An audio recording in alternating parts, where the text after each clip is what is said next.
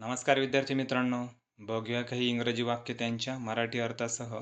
तुम्ही देखील हे वाक्य पुन्हा पुन्हा वाचाल. Dust the table,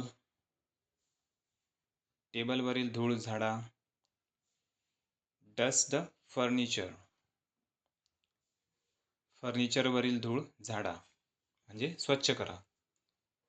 keep it tied in a knot, गाठ बांधून ठेवा. Tie a knot in the rope, दोरीला गाठ बांधा. सेट द चेअर्स प्रॉपरली, खुर्च्या नीट लावा. अरेंज द चेअर्स प्रॉपरली असं पण चालेल. खुर्च्या नीट मांडून ठेवा. पुल द कर्टन असाइड, पडदा बाजूला ओढा.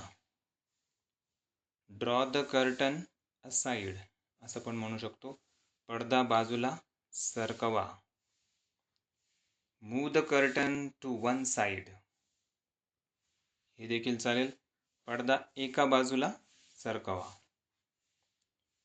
Please put the sofa cover on, कृपया सोफ्याचे कवर घाला.